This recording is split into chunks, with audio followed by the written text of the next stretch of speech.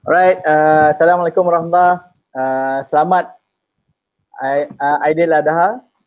So special edition kita pada malam ni. Selamat datang kepada all the audience di ABA Malaysia, Sembang Niaga special edition Aidil Adha. So alhamdulillah kali ni kita bersiaran pada hari yang berbeza. Biasanya kita bersiaran hari hari Rabu malam. Hari ni kita buat special pada hari Selasa. Right.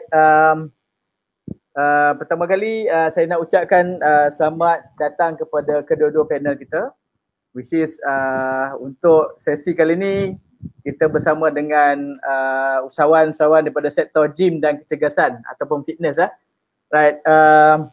So selamat datang kepada Cik Fikri Azim, CEO Ayam Brigade Gym, dan juga Cik Asif Darwish, COO Ayam Brigade Gym.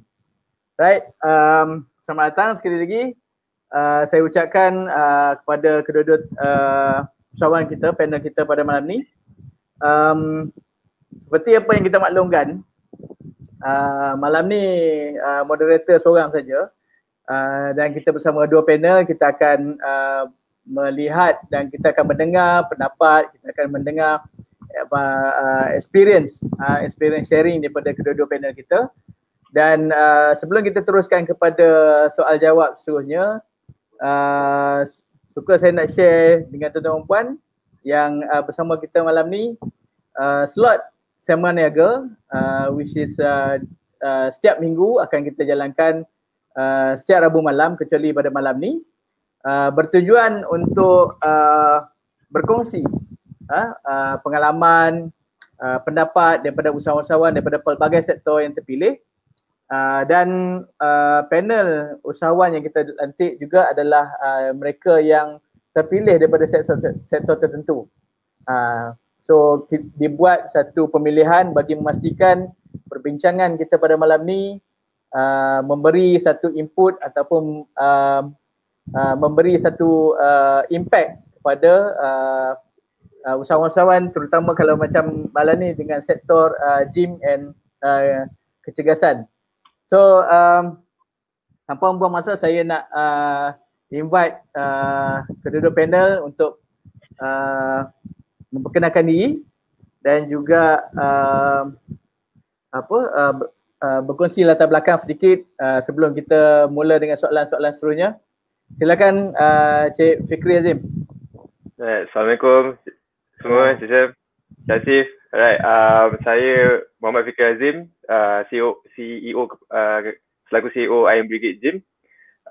Latar belakang saya mempunyai degree in International Business dan juga Sport Science. So dan saya juga mempunyai telah menjadi seorang personal trainer selama boleh kata 4 tahun, baru lagi sebenarnya 4 tahun. So dalam 4 tahun tu pelbagai daripada freelance trainer ke trainer yang bekerja dengan gym ataupun studio, dan sehinggalah diberi peluang untuk membina sendirilah bersama dengan Cik Asif dengan Ayam Brigade Gym. Right. Okay, terima kasih Cik Fikri. Nanti kita akan dapatkan lagi information daripada Cik Fikri. Dan kalau tuan-tuan puan ada menonton MHI baru-baru ni, mungkin ternampaklah muka CEO IB kita ni. Alright, seterusnya Cik Asif mungkin boleh share sikit background and then apa yang membuatkan nak berkecimpung dalam bidang fitness ni, dan sedikit latar belakang kenaan IB lah. Okay. Sebelum kita mula, terima kasih banyak Cik Sam kerana menjemput kita ke dalam Sembang Niaga, sesi Sembang Niaga malam ini. Pertama sekali, ABA. Assalamualaikum. Bersama ABA. Assalamualaikum semua, nama saya Asif Darwish. Saya selaku COO Ayam Brigade Gym. Telah berkecimpung dalam industri fitness ni boleh dikatakan mula pada 2014. Itu mula-mula minat biasa je. Lepas tu bila dah orang Melayu kata gasak kan, bila dah gasak tu mula minat. ada belajar, kiranya belajar melalui online, ada membaca buku. Sebab background saya memang tak ada sports, tapi boleh dikatakan back then masa saya sekolah memang aktif main bola, boleh dikatakan semualah, basketball, namakan saja.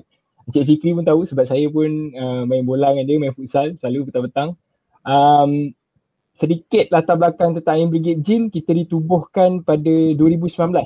Tapi on paper, a year before dah start, 2018, boleh dikatakan 2019, 2017 end.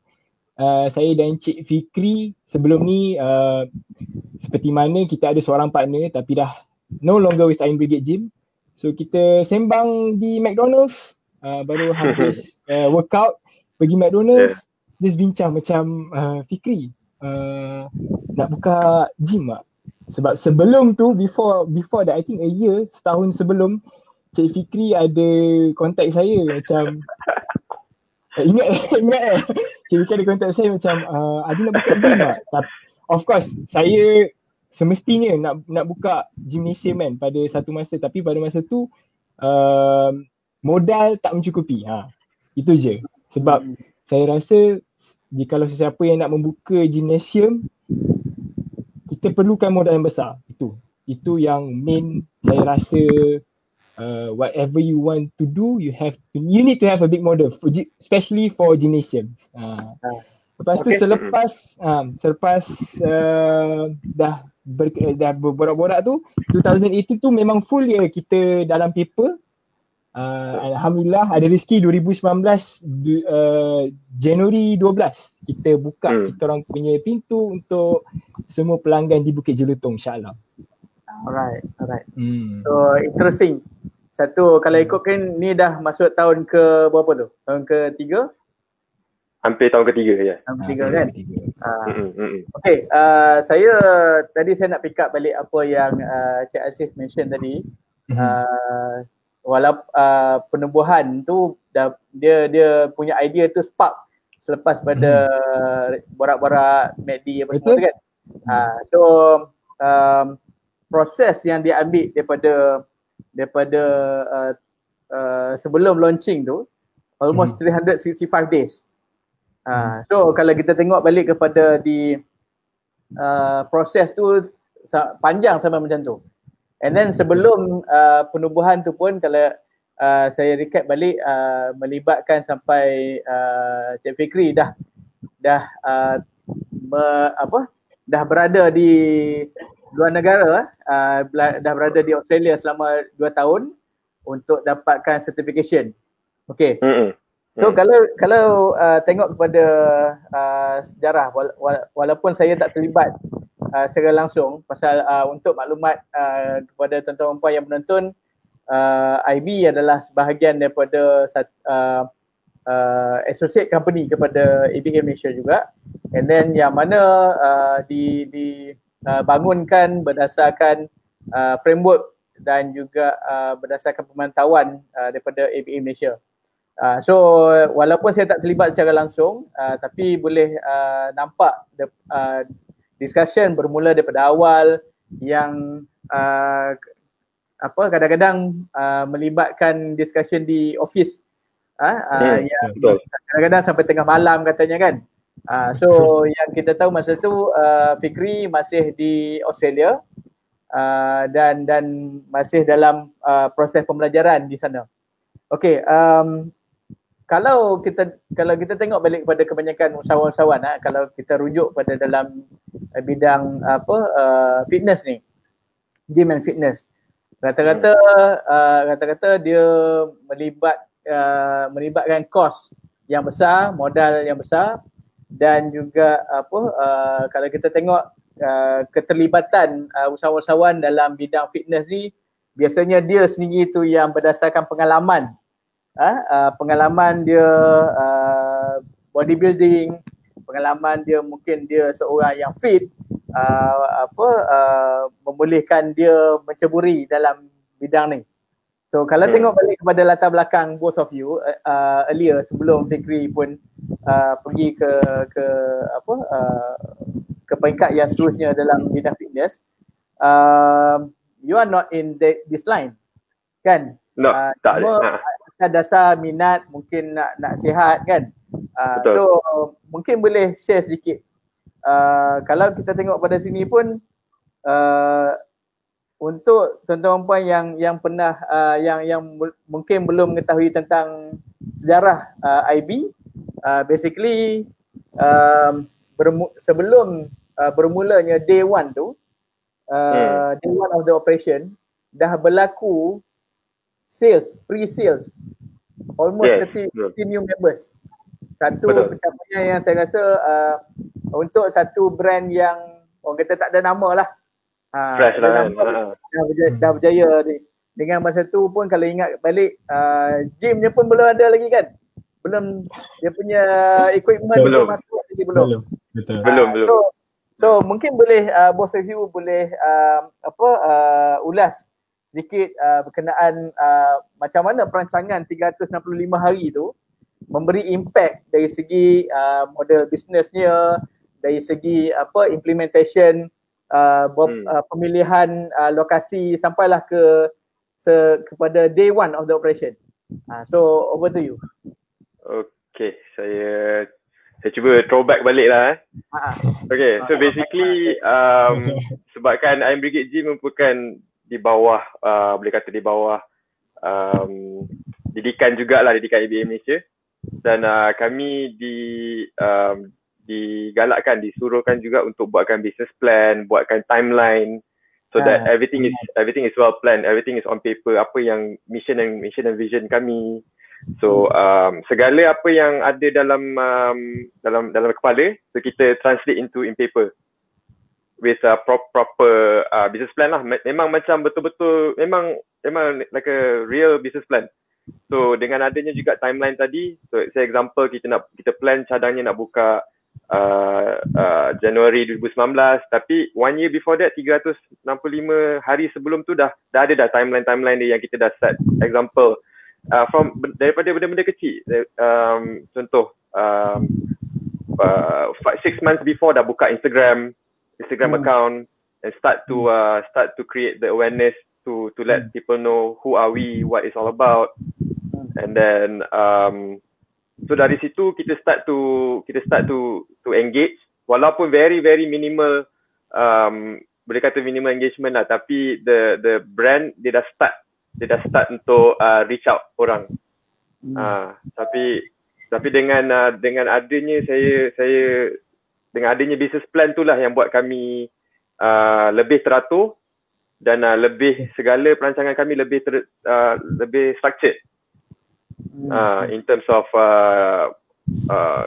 daripada pelbagai sudut, daripada financialnya, daripada marketing, in terms of just a general plan pun, from our classes, macam mana kita nak portray business modelnya, positioning in the market sekali lah kan. Betul. Yes.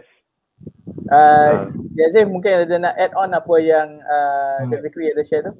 Boleh. In addition to Cik Fikri tentang our pre-plan to open the gym, as Cik Fikri cakap lah, two smallest thing, macam nak jumpa supplier, sebab supplier bukan satu, supplier besar, macam-macam supplier. Lepas tu of course macam-macam perangai, deadline, sebab kita orang ada deadline nak kena meet, sebab as mentioned by Coach Fikri juga tadi, timeline tu saya rasa memang penting. Kalau tak ada timeline beforehand tu meragui lah, kalau sebab for this timeline kita orang dah ada macam okay, this date we need to see this supplier, this date kita kena jumpa dengan tenant, kita orang punya nak sewa gym, katakanlah nak the place. Lepas tu of course macam layout of the gym macam mana, pricing, it's very huge. So in order to do that, we need to have a timeline. Saya rasa without timeline tak boleh nak bergerak. That's my boleh dikatakan a big takeaway daripada ABA, sebab ABA memang tekankan kita orang, Hasif, Fikri, please do a timeline. Without this timeline, you guys won't survive. betul. This timeline tolong kita orang memang banyak.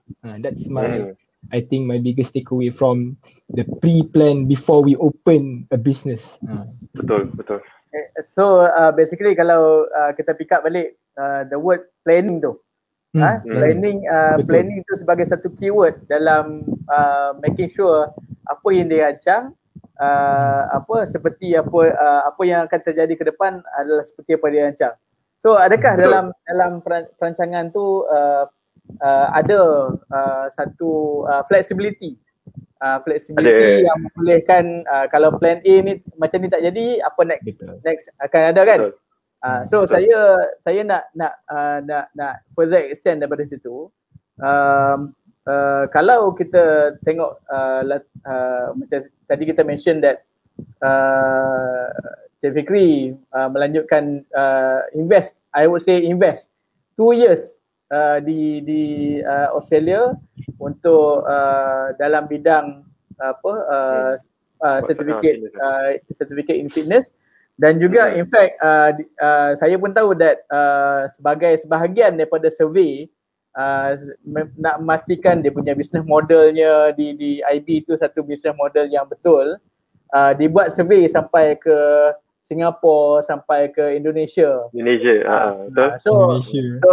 Saya tahu benda tu disebabkan apa yang input yang dikongsikan dengan kita kan. So adakah sebagai seorang sebagai satu bisnes dalam gym dan fitness ni, adakah keperluan untuk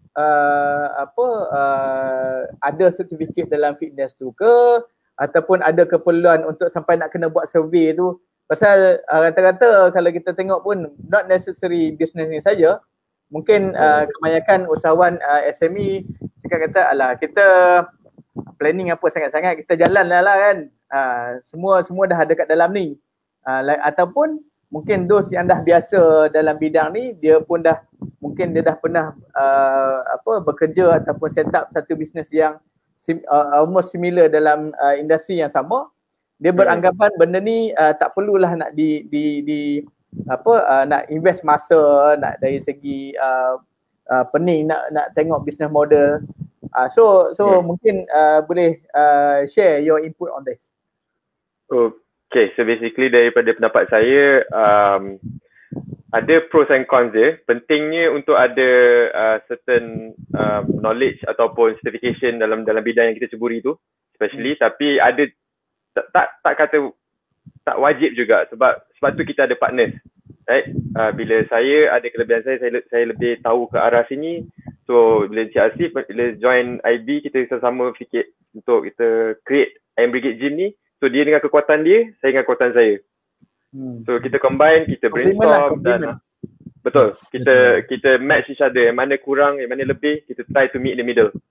Dan tapi sebab kita pun, saya dengan Cik Asif pun ada plan untuk melanjutkan get more certificates dekat Malaysia ni.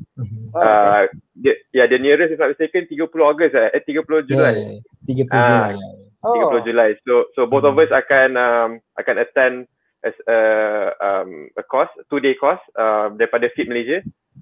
So it's just to get more knowledge, to create connection with them, and definitely lah apa-apa yang kita boleh terap dan kita akan boleh applykan dekat IB, definitely. So based on planning dah ada 365 days planning sebelum day one macam kita mention tadi kan. How do you differentiate between especially dalam gym business dalam fitness industry, pasal rata-rata kita boleh tengok ada kebanyakannya adalah business owner berbanding dengan ada juga business leaders. So apa yang saya maksudkan kat sini adalah bila disebutkan business owner, mungkin dia tak terlibat secara langsung dalam menguruskan, dalam memastikan that gym tu beroperasi. Mungkin dia sebagai owner tu atas dasar satu jumlah yang diinvest and then get someone else to run the business. as compared to seorang yang dia pun business owner juga dan dia get into daily operation macam both of you kan. So ini orang macam ni kita kira sebagai business leaders pasal dalam dia menjalankan dalam dia own the business, pada masa sama dia pun memastikan that business beroperasi secara efisien. So mungkin boleh both of you differentiatekan lagi dekat mana yang kita kalau gym macam ni ataupun business yang not necessary gym, mungkin business yang bersifat business owner saja as compared to business leader, dari segi pengurusan dia macam mana, dari segi kelebihan, dari segi kekurangan. So mungkin Cik Asif boleh share some point on that. Okay, on that view, for dekat Iron Brigade gym sekarang ni, memang kalau ni nampak business owner, kita orang lah trainer from everything, from A to Z it is us. So I rasa situ ada kelebihan sebab bila you berada di dalam dalam business itu, katakanlah macam Coach Sam tadi mention ada business owner dia sebab dia melibatkan jumlah yang besar, dia kasih duit, okay, dia invest and then get someone else. Betul, macam kita orang we are inside, so we know from A to Z macam mana the financial part, macam mana the marketing part, macam mana the promotion part, macam mana we also meet dengan members. Dengan members we are very close. Even we have kita orang punya group sendiri, Iron Brigade Gym punya WhatsApp group. So engagement ada kat situ. Compared to if let's say you're not, katakanlah you just give the amount of money and then let someone to run. Of course ada pros and cons dia, tapi dia punya cons is that responsibility yang siapa yang inside berada dalam gym. Because some people memang diorang trust, okay, I give you money, you just run, and then diorang tak pernah turun pun, they don't even go down to see what's going on, how's the members doing. So that's the pros and cons yang saya nampak lah dengan Iron Brigade Gym. Iron Brigade Gym ni alhamdulillah saya berada dengan Cik Fiki dalam tu, so we know what's going on from A to Z. Anything happens, just one touch, you call away Coach Fiki, this is going on. So that's the I think kelebihan lah yang kalau kita berada dalam business itu sendiri. Tapi again saya tak cakap bila you give someone to run, saya tak cakap dia kurang. It's just that sometimes kebanyakan betul. Sometimes you don't know macam should I go check right now? How's this staff A doing? How's this staff B doing? So that's what my takeaway lah on that matter. Alright. So basically sorry daripada pendapat saya, memang saya pun memang agree dengan Cik Asif lah, like kalau owner itu sendiri yang bersikap hands on, dia akan bersikap hands on, dia akan lebih, it goes back to responsibility yang you carry, and memang the outcome will be so much different because you know you tahu yang setiap sudut, setiap decision semuanya atas daripada you yang akan membuahkan sebuah decision ataupun impact kepada decision tu. So berbanding dengan some businesses yang owner mungkin dia jenis yang behind the scene kan. Dia cuma pump some amount and then dia some individu A tolong runkan the business.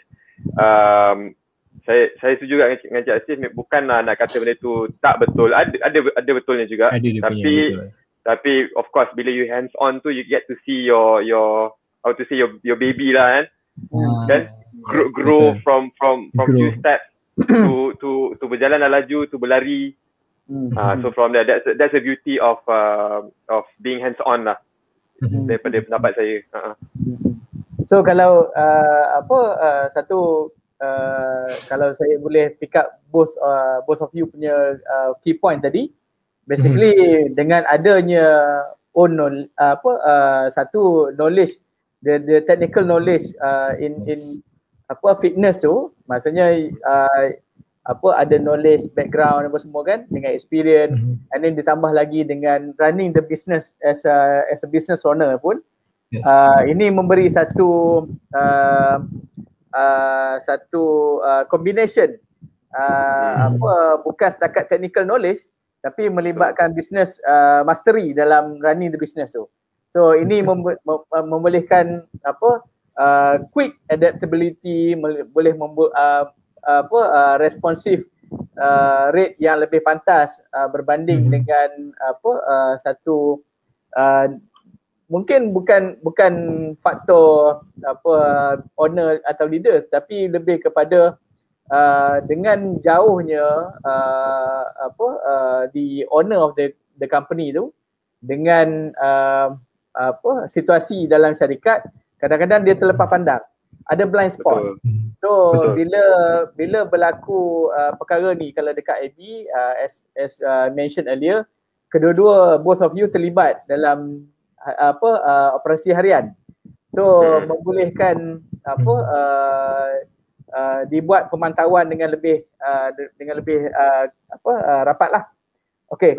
So kalau tengok pada IB, sama ada dekat dalam dia punya promo material ke ataupun dalam introduction to the market or anyone, selalu dipositionkan sebagai community gym. So sebagai satu business model dekat IB. So satu soalan saya adalah, kenapa memilih business model ni yang rata-rata kalau kita tengok kan, sebelum ini kita cerita sebelum COVID ni, pasal dah bermula pun 2019 kan, dalam kebanjiran dalam pasaran banyak brand yang bisa satu commercial brand yang dengan ada banyak outlet, banyak branches, dan juga ada banyak, in fact ada banyak pun independent gym yang kita tengok kalau dekat rata-rata dekat bandar macam Shah Alam, macam dekat Subang Jaya sekalipun, banyak almost jarak pun dekat-dekat kadang-kadang tu. So blok sebelah-sebelah kan. Betul. Macam ya je. So mungkin boleh berkongsi dengan audience kita malam ni. What made you choose this model, then how do you indicate that ataupun measure this model ni sebagai satu business model yang betul dan successful until now? Okay, pendapat saya sendiri, without the community, ini saya bercakap berdasarkan IB saya tak bercakap atas dasar gym lain ataupun brand-brand lain. For IB, without the community, without our members, our IB fam, honestly we are nothing. Itu je. Yes, because kita, not only hands-on dalam business, in running the business, but also hands-on maintaining our relationship dengan the members.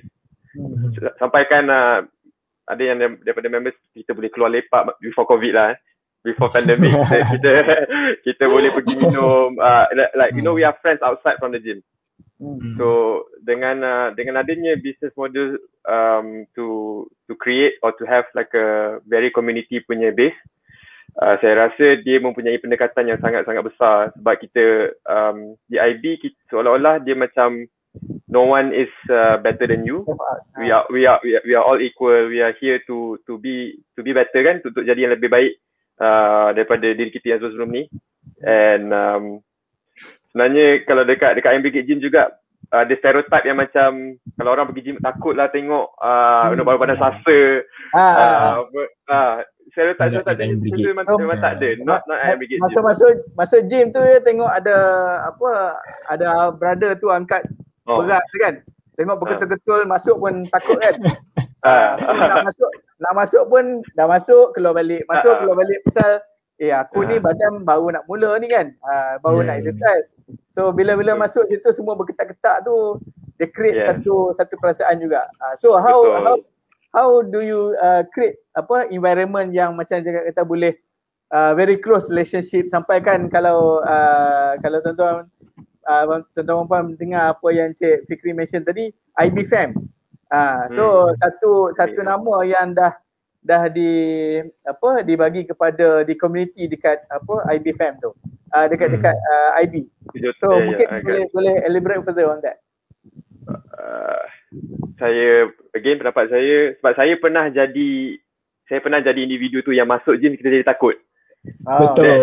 Saya pun pernah jadi individu tersebut. Saya jadi bagaimana tengok banyaknya yang yang betul-betul sasa, yang betul-betul bodybuilder, kita pun jadi takut. So saya pernah bercakap dengan Cik Asif masa kita memulai in that planning stage tu, kita cakap this stereotype or this environment kita kena cut daripada day one. In paper turn into physical gym, kita kena cut this stereotype lah.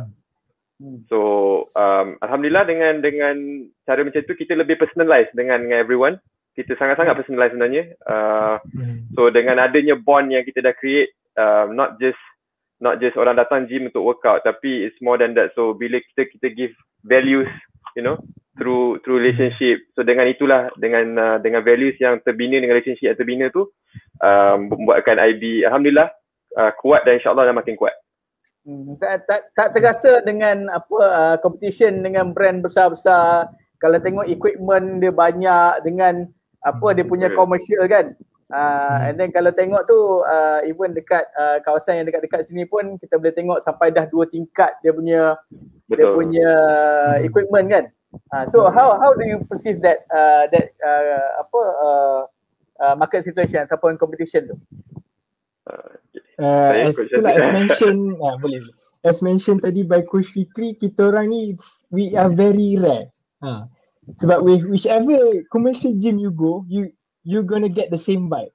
You masuk, okay, macam equipment banyak.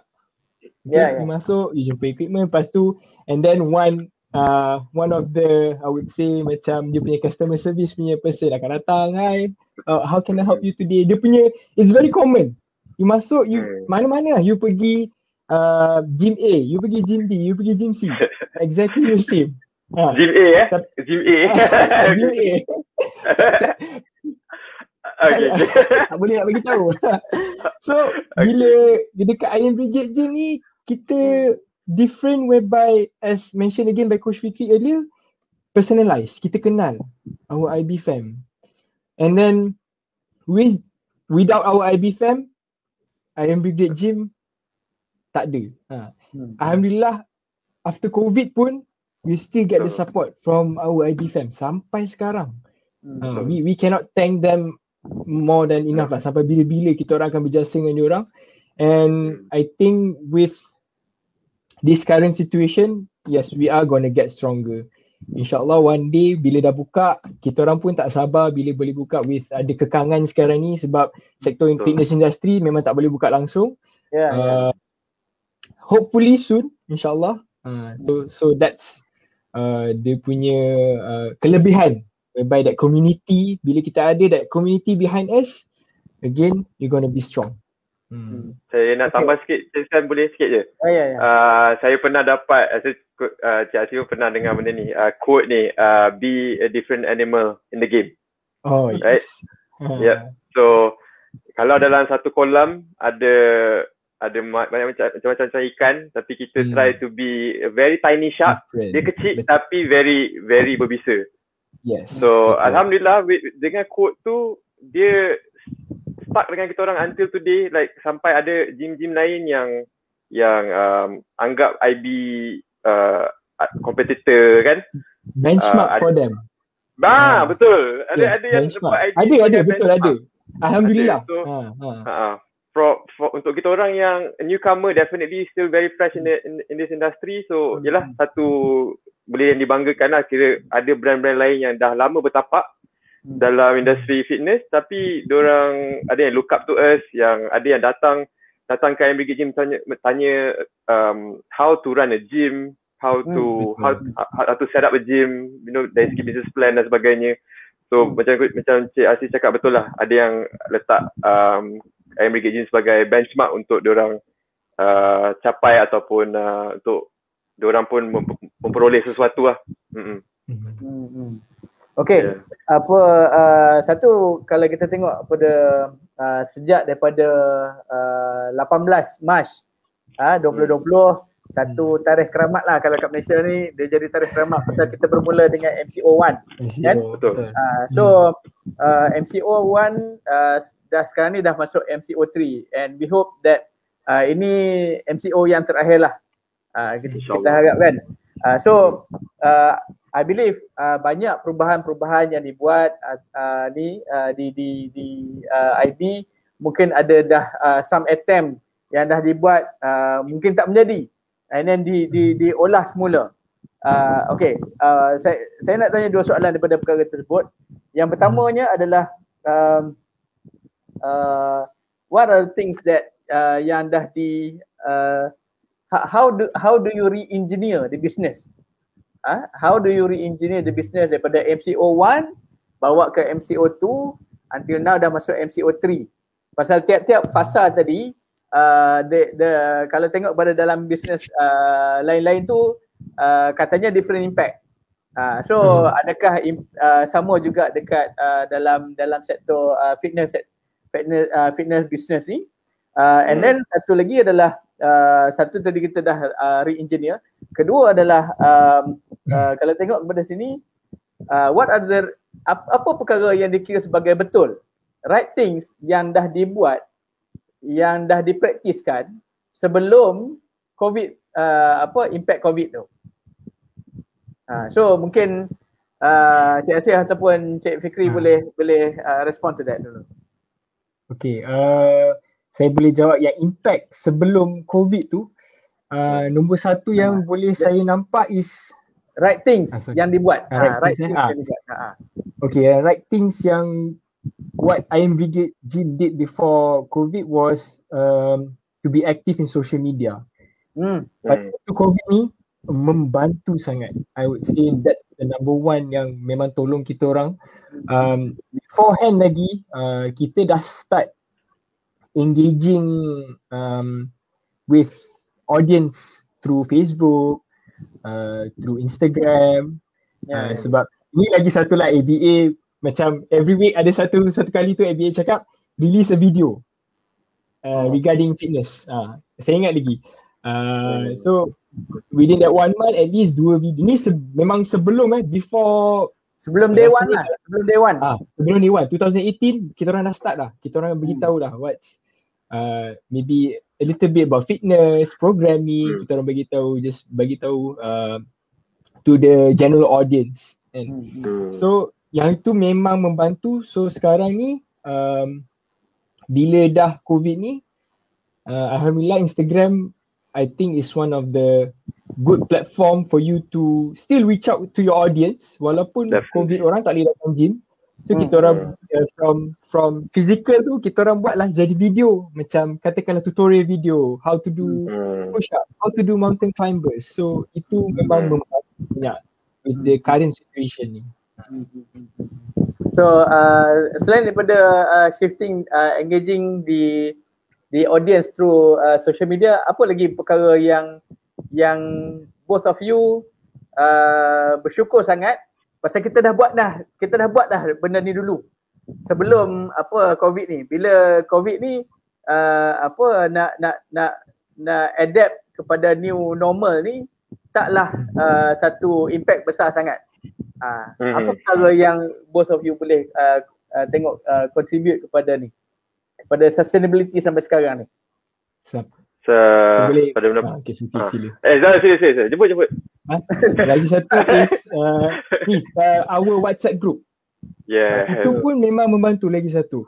Because certain gyms they don't have engagement with their members and clients. Dia orang macam tutup lah. Macam tak ada apa-apa. Kalau saya boleh pendekkan, basically itu melibatkan communication. Betul, communication with your engagement with your audience, with your clients kan. Betul. So sampai sekarang ni kita masih aktif lagi.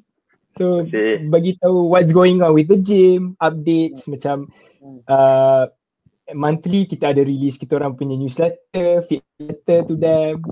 So that engagement tu communication dengan gym members tu masih ada lagi sampai sekarang. Walaupun dah COVID kan. Walaupun dalam keadaan ramai yang masa permulaan tu of course impactnya bila gym kena tutup apa semua kan. So do you still continue communicate masa tak bergerak tu? Ataupun masa dah boleh baru kita cakap balik?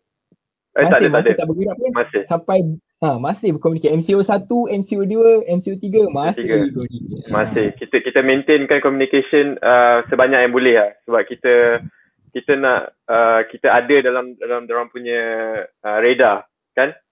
Betul. Kita nak dorang aware tentang IB. So sebagai members, sebagai client, they need to know apa keadaan IB status dan dia dengan MCO 1, 2 dan sekarang ni 3. So dengan Caca Asyu kata, kita punya group chat, kita punya WhatsApp group memang sangat-sangatlah membantu untuk maintainkan communication, maintainkan relationship yang dah bina tu lah.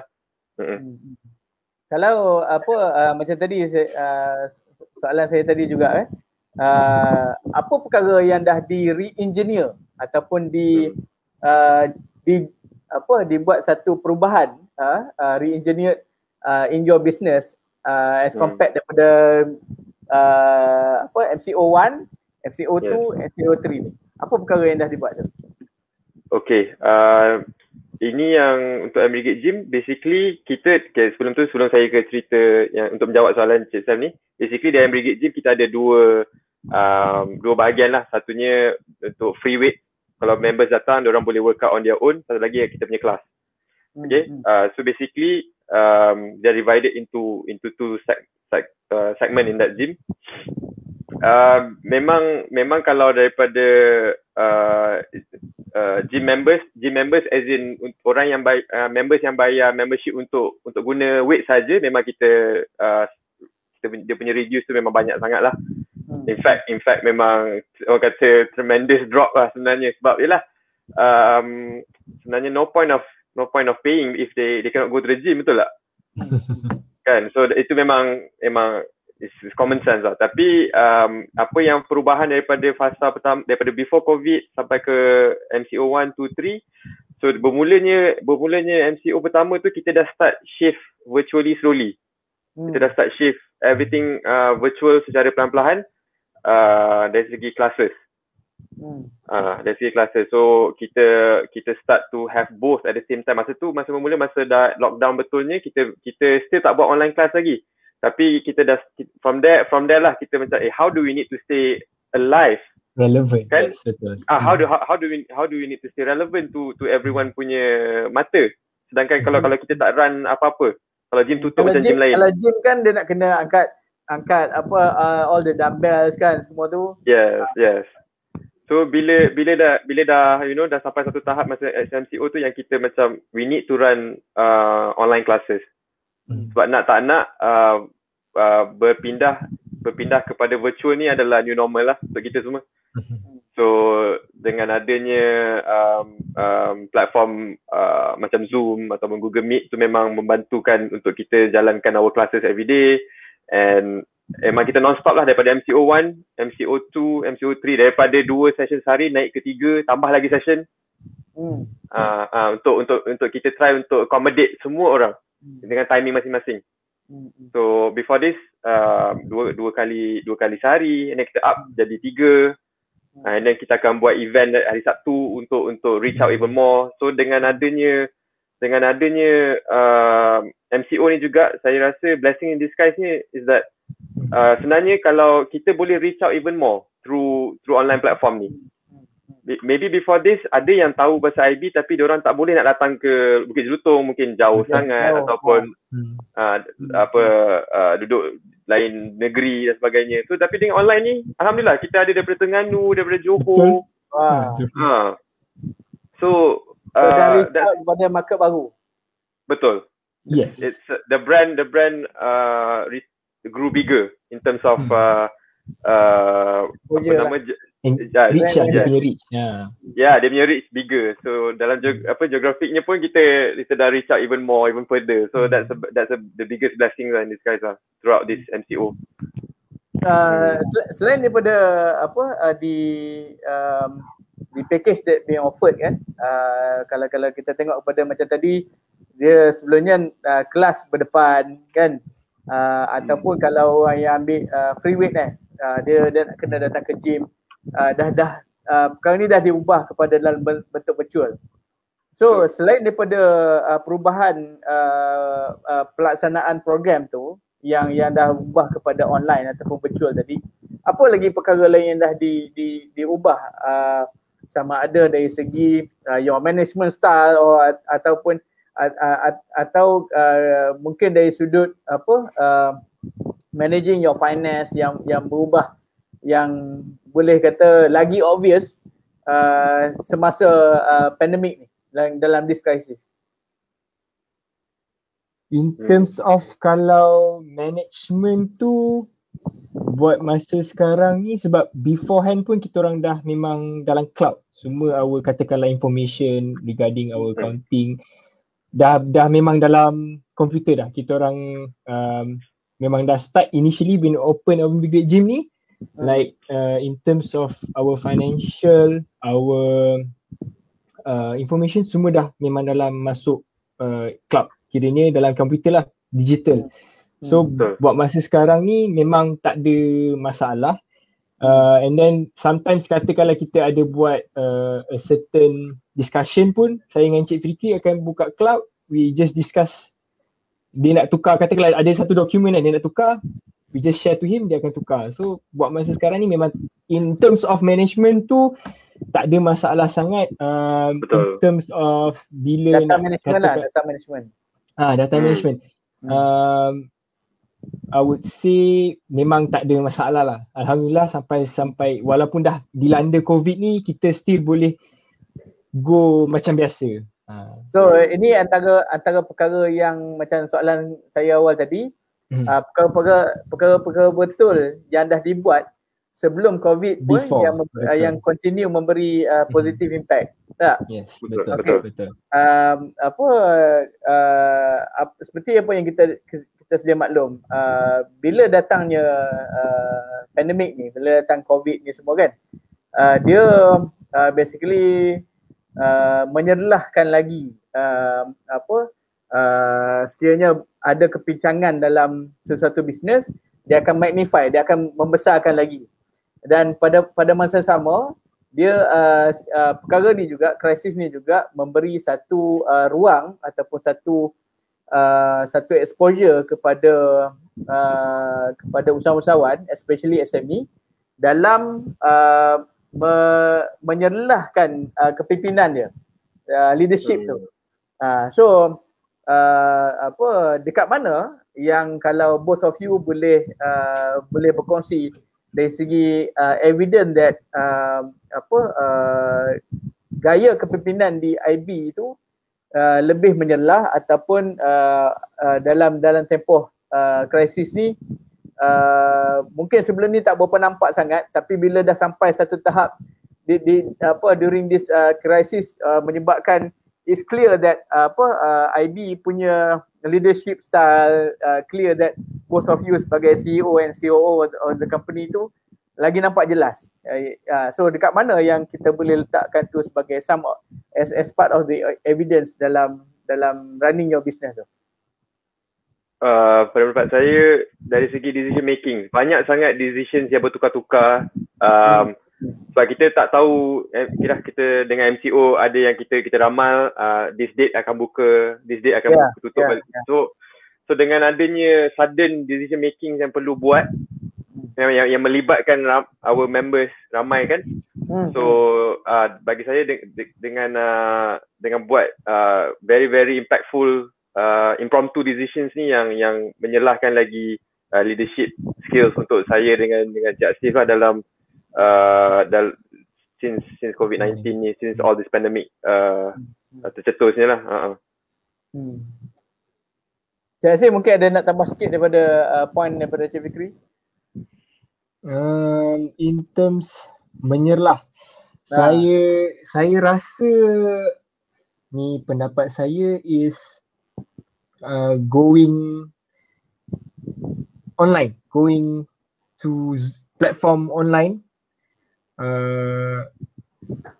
and our promotion on social media macam video-video, I would say it brings the best out of us. Macam sekarang ni kadang-kadang kita ada buat video, saya sendiri pun macam tak tahu boleh lah buat video. Macam actually it's boleh buat without macam sebelum ni kan macam tak apalah, I don't know, I'm not gonna do it. Tapi bila dah kena pandemic ni, we have to go out from our comfort zone. So break your pattern. Yes, break the pattern.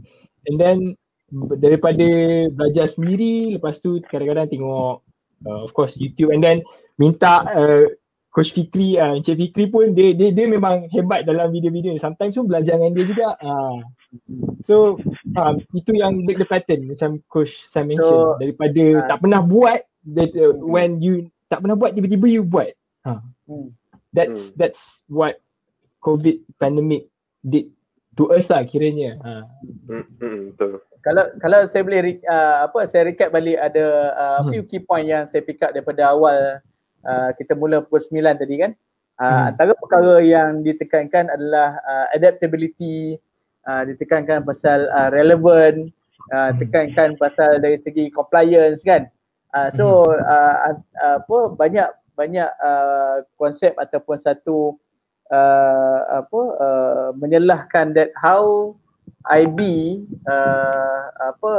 run dia punya operating system dia. Kalau mungkin kalau kita ambil satu situasi yang mana dalam keadaan sekarang ni ramai yang sangat concern dengan safety, sangat concern dengan cleanliness, especially kalau kita masuk rata-rata gym yang mungkin tak terjaga dengan baik. Kadang-kadang equipment yang nak pakai tu pun masih mungkin ada terasa peluh orang sebelum so kita pun boleh nampak peluh menitik-nitik kat bawah ke, ataupun mungkin we don't see that satu regular ataupun consistent activity ataupun practice yang dibuat di sesuatu tempat, especially kalau kata gym ni adalah crowded and then equipment tu kerap diguna pakai oleh ramai orang kan. So how this been practiced dekat IB, and then what's your policy looks like yang menyatakan that benda ni tak boleh tolak ansur. Ini adalah compliance. We are taking care our IB fam tadi. The community tadi. Pasal sesuai dengan community kan. So kepentingan community dalam your business yang menyebabkan you letakkan it's not just pandai angkat tu ataupun senaman tadi tu, tapi safety, cleanliness yang diletakkan sebagai satu perkara yang utama, yang both of you letakkan ini adalah one of the compliance dalam your business. So how does your policy dibentuk dalam memastikan perkara ni nombor satu, dan juga mungkin ada some example yang boleh share dengan audience ataupun followers DIB. Over to you. Boleh? Sila. So our policy dekat IM Brigade Gym memang we are very strict. Itu memang that's number one. Sebab polisi kita orang, we want to make sure our IB fam bila diorang datang gym, they wake up in a safe environment and clean environment. So during, of course, masa PKPP tu, kita orang dah kena buat satu polisi whereby if you want to come to the gym, you need to have your own towel, you need to do your temperature check, kena check MySejahtera, all those kena policy before masuk gym. Yes, kena book the spot, tak boleh datang melulu masuk. Memang kalau dia datang pun we have to push them away sebab safety. Because dalam, and then in terms of class management pula, we have to limit. Dulu maybe boleh masuk 15, 16, 20, tapi sekarang dah kena kurang. During the masa boleh buka, maybe dah kena kurang maybe 10. And then they still have to book their spot. Kalau tak book, kita orang memang tak kasih masuk. Sebab again, it's safety. Polisi kita orang, we have to obey our safety. Kalau our policy, kalau tak, siapa yang nak follow kalau we our own self tak follow. And then in terms of alamak. Pedas ke tu? Sorry. Macam ada benda menarik itu kan. Alamak, terlepas lah pula. So tapi dalam you punya dalam melaksanakan that policy tadi kan, safety cleanliness tadi. So ada setengah orang yang mungkin alah relax lah bro kan. Apa yang nak ni sangat kan. Kita pun bukan ramai sangat pun, ni boleh jalan je macam ni. So mungkin juga ada yang bersifat tak ambil kisah ataupun dia rasa dia ada right as a client, customer. Kan kononnya customer always right tak? So ada berlaku pelanggaran how do you act on that? Okay, memang ada Cik Sam. Memang insiden tu boleh dikatakan 2-3 kali lah. Sebab tak banyak 2 hingga 3 sebab before kita orang buka, we always give a reminder to our IB fam. Itu yang WhatsApp group kita orang tu, that's what we do. Before kita buka, okay, here are those reminder, follow please. With the please inside, tolong ikut SOP.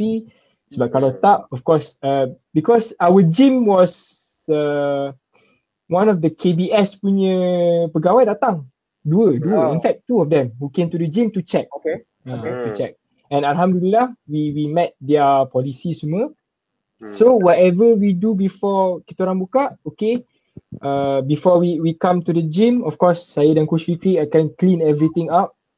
And then we usually do 2 cleanups in a day before buka, and then one in the evening. Petang satu, sebelum malam punya session masuk pula, petang satu. Ini masa boleh yes, boleh masa lah, boleh tapi masa PKPP until early of this year lah, until we're MCO2 and MCO3. And then we always tell our gym members to bring their towel and wipe before and after use the equipment. Before and after. Ada juga kadang-kadang klien tanya, kenapa nak kena wipe before use? Mesti ada yang complain kan?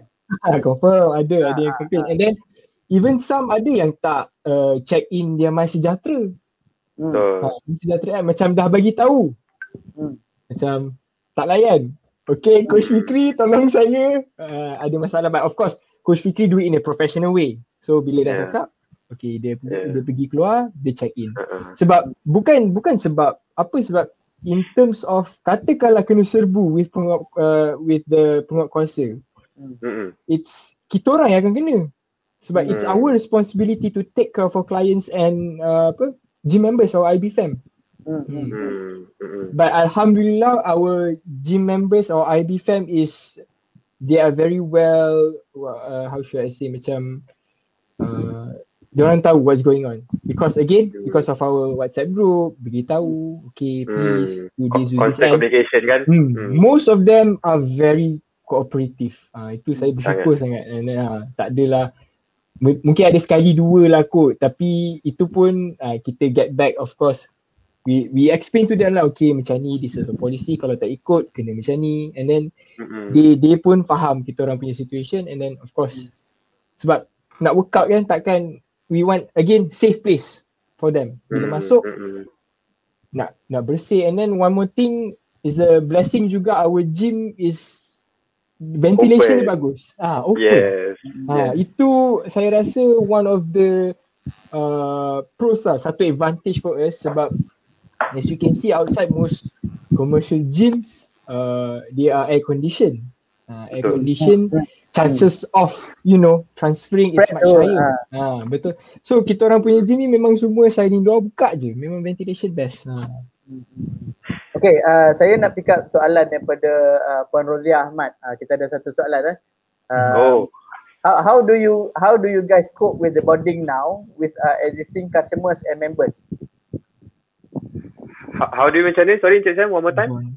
How do you guys cope with the bonding now with existing customers or members? Tapi ini saya rasa tadi pun ada jawab, ada maklum. Mungkin boleh share sekali lagi untuk ni. Boleh. Puan Roziah Okay, so basically kita memang maintainkan that non-stop communication lah, you know. Always sebab tu dengan adanya the WhatsApp group, dengan adanya Instagram, so kita maintain communication itu, so bagi tahu what's the status, kita kelas pukul berapa, yang kita selalu galakkan kita punya members untuk join our classes ataupun activities yang kita prepare. So dengan cara macam tu yang regardless of keadaan sekarang di pandemic, we are still aggressively active. Yes, betul. Kita tak macam, yelah dengan keadaan sekarang kalau kita nak duel kan, kita macam nak sandar dinding, macam mana nak buat ni kan? Tak boleh. Boleh lah nak macam tu, sejam cukup lah kot. Tengah jam lah, pendek sikit. Pendek sikit. Tengah jam lah, jangan lama sangat, 1 jam. So kalau longer than that, kita memang tak boleh nak move forward. So dari segi Iron Brigade Gym sendiri, untuk jawab soalan Puan Roziah, kita memang maintain communication, maintainkan engagement kita dengan our members, our audience, regardless of inside the WhatsApp group ataupun dekat Instagram, Facebook. That's how kita so satu consistent communication lah. Consistent communication yang keep on everyone aware apa yang berlaku, perubahan jadual ke, perubahan polisi ke tak. Betul. As compared to some businesses yang setengahnya tak maklum kan. Just diam, and then orang klien pun tak tahu, kadang-kadang partners tak tahu, supplier tak tahu. So even to certain extent staff pun tak tahu apa yang bos tengah fikir ni. So kalau tengok pada yang perubahan, ini saya punya berdasarkan observation, my own observation, di IB ni daripada 2019 sehingga sekarang dah masuk tahun ketiga 2021, berlaku transformation dari segi leadership yang saya highlightkan tadilah. Sama ada dari segi change of habit, mungkin ada juga karakter pun kita nampak berbeza as compared to the first year kan. So mungkin boleh share sikit dengan audience apa yang throughout this 3 years, pasal saya rasa ramai startup, tak kisahlah dalam whatever business sector, mungkin boleh belajar sesuatu daripada both of you, pasal kebanyakan orang, mungkin ada setengah orang dia ada fear nak be in the business, running a business. Ada setengah orang dia anggap ringan, alah dulu pernah kerja dekat company sekian-sekian, I bring in millions punya sale pun tak ada masalah pun. Tapi bila running your own business, impact berbeza. So mungkin you boleh berkongsi daripada year 1, how year 1 sampai ke sekarang ni, dari segi change of character, change of habit, mungkin terasa ada certain knowledge ataupun skills yang dah di-develop throughout these 3 years yang boleh usahawan-usahawan baru di luar mengambil inspirasi ataupun mengambil iktibar daripada apa yang you mention tadi. Tak kisahlah sama ada dari segi knowledge building the business ke, dari segi managing finance better ke. So maybe Cik Asif boleh share on that. Okay, within these 3 years memang I would say I learned a lot, sebab sebelum ni saya bekerja and I thought myself bila nak buka gym ni, it's gonna be easy. Honestly, it's not gonna be easy. It's not. Terus terang saya beritahu. Dekat mana yang rasa easy itu dulu? Masa dulu yang tak tahu dah, masa sebelum nak buka kan macam boleh ni, boleh jalan. Bila buka baru tahu betapa susahnya usahawan-usahawan kat luar tu run their business from daripada kecil ke besar. baru tahu langit tinggi rendah lah. Betul Cik Sam, baru tahu langit tinggi ke rendah. So of course dulu kerja 9 to 5, 9 to 6. So bila buka gym ni dia punya, I would say it's a different ball game. Bila buka your own business, not gym only, it's a different ball game. You have to know macam saya banyak belajar whereby you kena meet you punya timeline. You punya scheduling kena betul, timeline satu. And then you punya in terms of financial literacy tu pun kena juga. Macam buka gym tak tahu apa-apa, duit masuk duit keluar pun tak guna kat, kata dah buka bisnes kan. Duit masuk duit keluar tak tahu. Debit credit tak tahu. Susahnya tu. So you need to know at least a basic accounting. Kena tahu, kena ada. And then of course basic customer service. Basic macam jumpa customer macam mana face to face.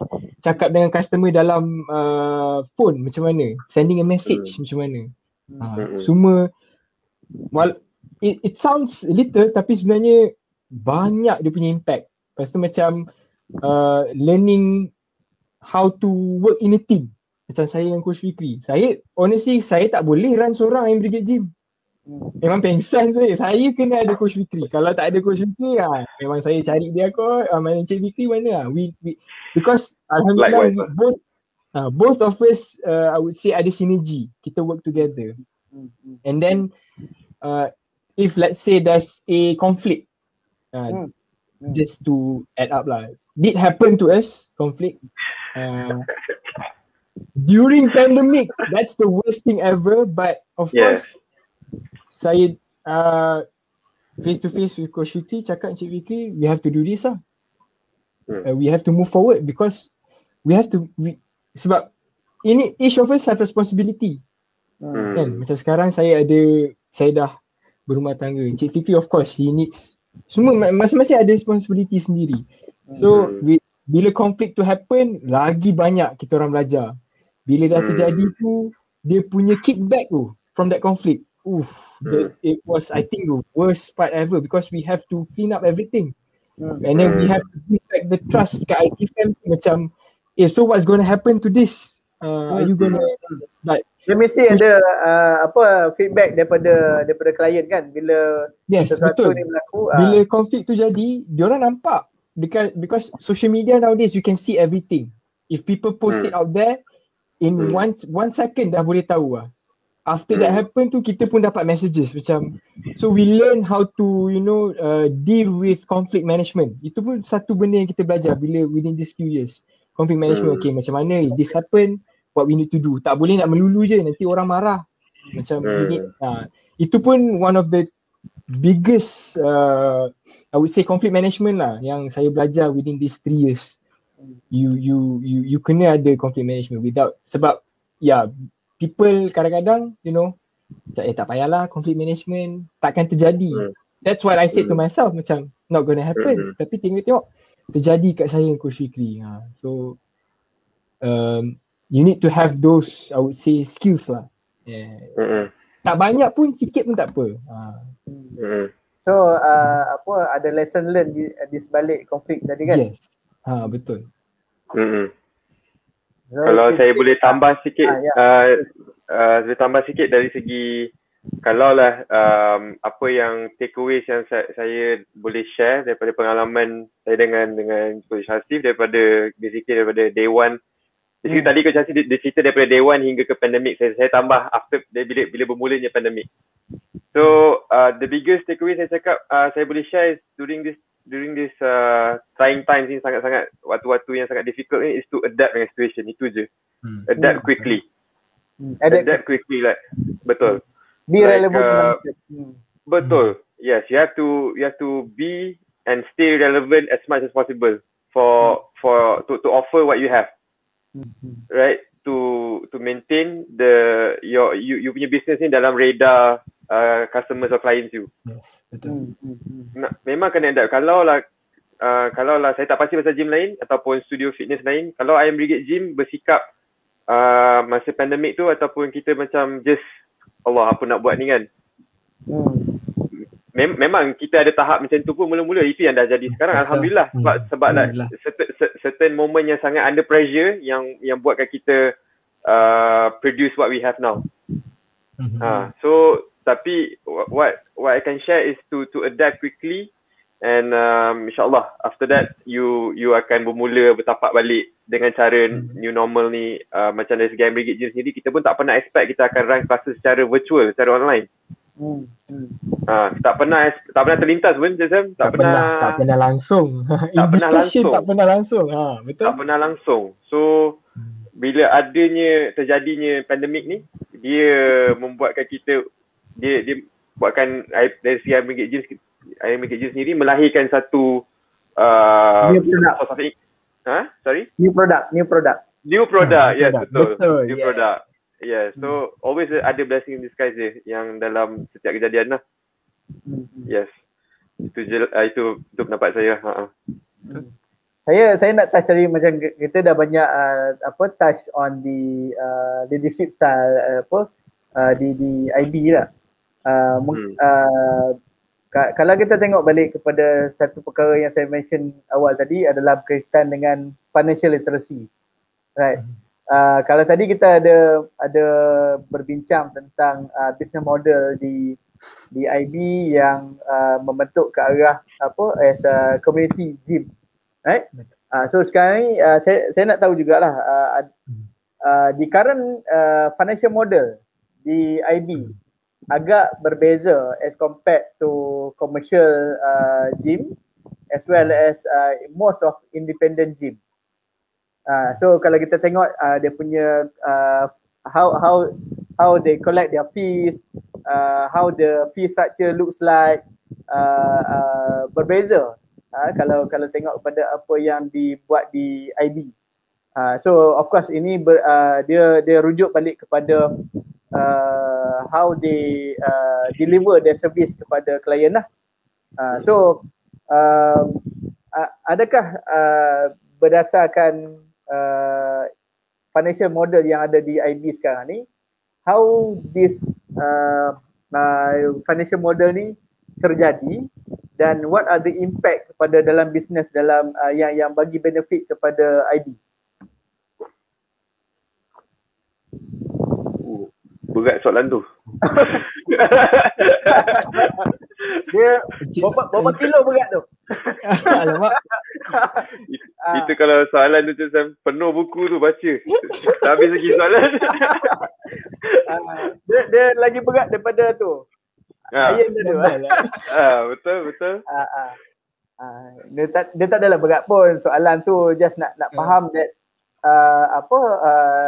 macam sekarang kan, kalau kita tengok kebanyakan commercial gym dan juga in fact independent gym pun banyak yang tak buka because of the model dia tadi tu.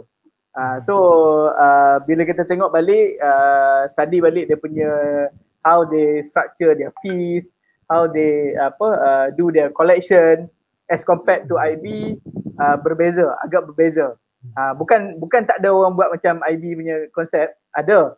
Tapi I believe this financial model dibentuk atas dasar beberapa kali ditest, beberapa kali dijalankan eksperimen. Buat macam ni orang terima tak? Buat macam ni orang terima tak? Sebab kadang-kadang bukan pasal murah ataupun mahalnya ataupun more session yang dibagi, tapi how best that value tu diterima oleh the client. So my question again, how would this financial model yang ada sekarang di IB memberi benefit kepada company, yang membolehkan company continue sustain sampai sekarang ni lah, dah dalam keadaan orang lain tutup lah apa semua kan, tapi you continue to survive until now. Just like macam slot MHI sebelum ni, selagi daya. So yeah, just saya rasa pendapat saya, kalau financial planning aja Zal. Financial planning. Financial model. Okay, financial model, apa yang kita praktiskan is that kita masa berlakunya MCO tu kita collect kita masih collect the membership. Tapi kita promisekan, kita janjikan ada extension kepada membership dia. Sebab pada asalnya MCO PKP ni 2 minggu.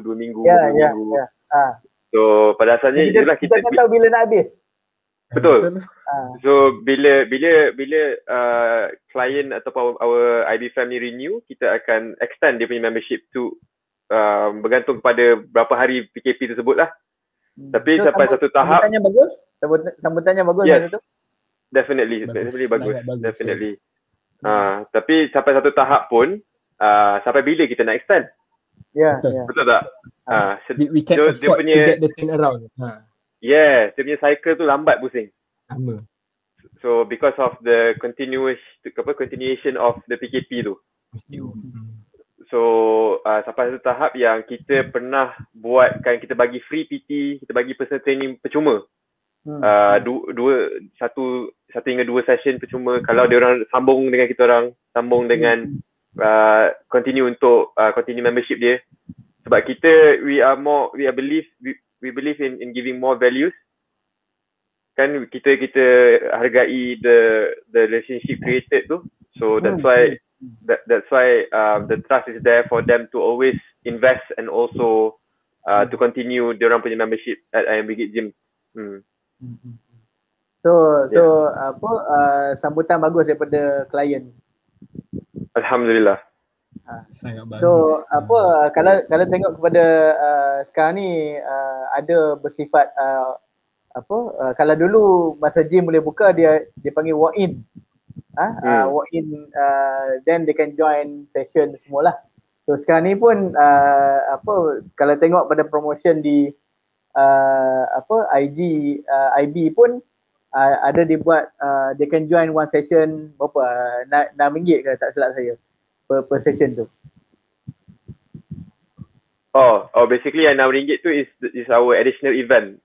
Kalau nak join walk in per class pun ada, tapi dengan adanya MCO ni jugalah kita tercetusnya idea untuk buat ada dia panggil unlimited virtual pack.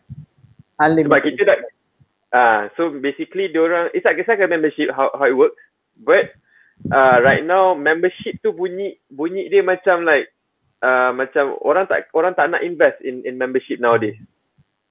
Especially dalam current situation lah. Betul, dalam current situation sebabkan dalam gym, industri gym ni lah. So kita form this new idea, kita form this new method of unlimited virtual pack yang juga idea tu disalurkan oleh our member juga. So dia cakap why not buat macam ni, like buat unlimited virtual pack for new clients, to attract them, or they pay this much they can enter seberapa banyak yang boleh. Unlimited, yes betul, unlimited. Sehari nak 3 kali pun boleh. So dengan adanya macam tu, and kita kuatkan promo, macam kita ada post promo RM2.50 per session with the purchase of our unlimited virtual pack. So that 250 tu, RM2.50 tu kita highlight kan, so diorang oi RM2.50. Kita beli nasi bungkus, tak telur goreng RM5 lah sekarang. RM5. So you invest RM2.50 for your health, for your fitness. Kat situ it's a definitely a big selling point lah. Dan this benefit lah yang diketengahkan kepada di market. Betul. So kalau Cik Fikri mention tadi betapa penyusunan dari segi structure of fee tadi kan adalah salah satu proof that knowing your finance, knowing your financial model tadi tu very important, sangat-sangat penting, that membolehkan you design apa next step. Yes.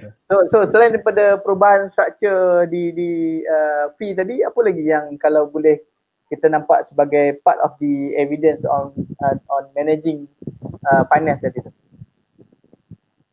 Managing finance Mungkin kalau sebelum ni contoh kalau macam kebanyakan bisnes ada setengah SME dia tak ambil kisah pun, meaning that mungkin dia punya cash flow dia cash flow report dia tak pernah ambil kisah, 10L ada 6 bulan sekali pun tak apa, ataupun setahun sekali lah masa kita nak hantar dekat SSM ke ataupun dekat lembaga hasil kan. So by now mungkin situasi tu dah berubah. So ada yang based on our own observation, ada yang dulu 6 bulan sekali pun susah. So sekarang ni dia dah concern, dia tengok cash flow dia kerap. Mungkin sebulan sekali. Mungkin to certain extent ada yang cash flow ni every week. Ada yang every 2 days.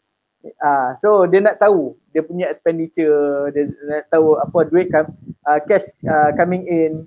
So how this this practice being berlaku di IB? Okay, in terms of this practice sebenarnya before tak banyak perubahan. Okay, betul. Sebab before day one tu kita dah before day one pun kita dah terapkan dah. Okay, in terms of our financial plan, again terima kasih banyak untuk ABA Malaysia untuk tunjuk ajar, kena tengok every month. Tapi sekarang ni ada pertukaran where we look it in weekly lah. Weekly tengok this banyak mana. Minggu ni macam mana with our class passes, macam mana with our unlimited virtual pack.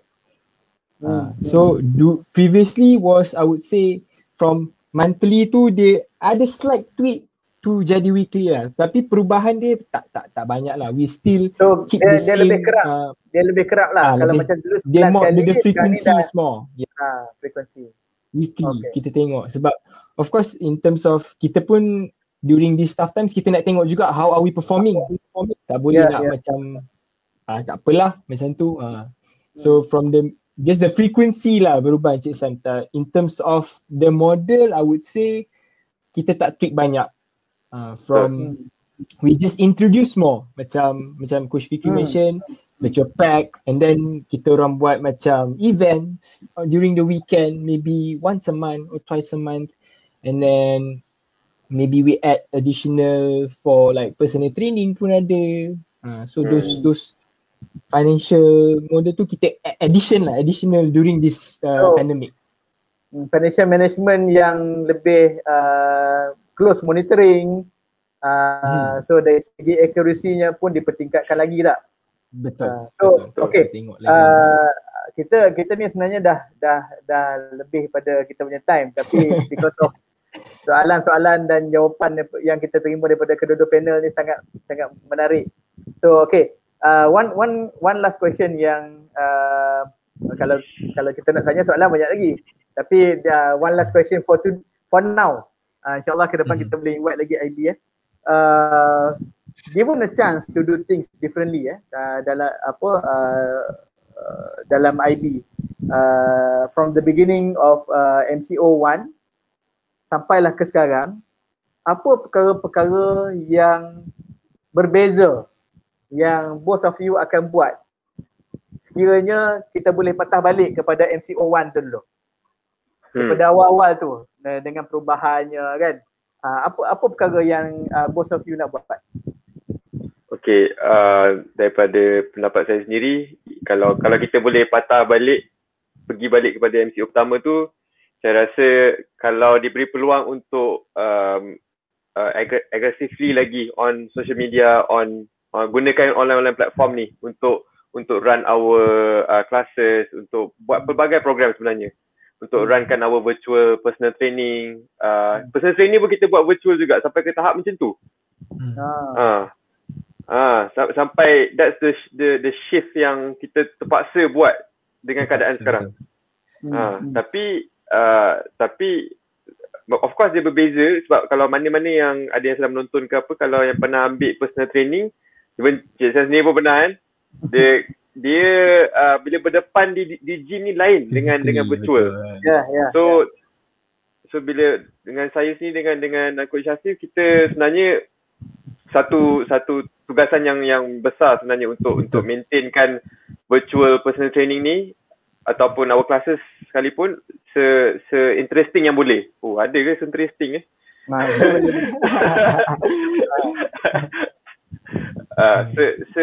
menarik yang boleh. So kalau dia beri peluang untuk patah balik, saya memang akan cakap dengan Coach Hassi, kita kena bergerak lagi agresif menggunakan online platform yang ada. Betul. Sebab dengan adanya sekarang, kita sekarang ni baru kita start on the pedal ni, baru lagi dalam lah basically right now, bila dah MCO ketiga ni. Kalau tekan minyak pedal tu, kita lagi dalam dah sekarang. Orang kata dah drop gear lah. Lagi ni lah. So basically kita tengah laju sekarang, and alhamdulillah the outcome tu is alhamdulillah kita reach lagi more audience, lagi jauh. Rupanya kita ada followers ataupun yang tahu pasal IB daripada Terengganu, daripada Johor. Betul. So bayang kalau kita dah buat tu daripada awal lagi, and we could have reached even bigger. Dia akan lebih besar. Yes.